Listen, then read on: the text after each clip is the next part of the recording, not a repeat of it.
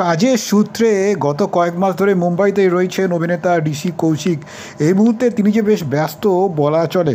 মূলত ঝনকের জন্য গত কয়েক মাস ধরেই মুম্বাইতে কাজ করছেন।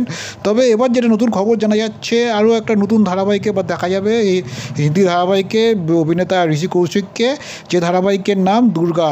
মূলত এই ধারাবাহিকের একটি বিশেষ চরিত্রে তাকে দেখা যাবে। যে নতুন ধারাবাহিকটি কালার্স টিভির ধারাবাহিক, সেখানেই আসতে চলেছে এমনটা জানা যাচ্ছে। এই নতুন ধারাবাহিকটির নাম দুর্গা, এমনটাই খবর।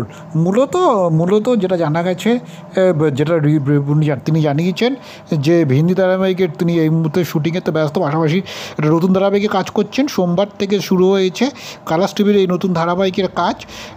মূলত তার লুকও তিনি এই ধারাবাহিকে যে লুকে দেখা যাবে, একবারে অন্যরকম আলাদা রকমের লুক।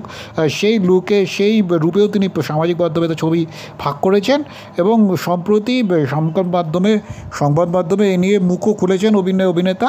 মূলত গত জুলাই মাসে এই ধারাবাহিকের প্রমোর জন্য আউটডোরে রাজস্থানে বেশ কিছুদিন কাটিয়েছিলেন তিনি, কিন্তু তখন নতুন কাজ নিয়ে কোথাও কিছু তিনি বলতে চাননি।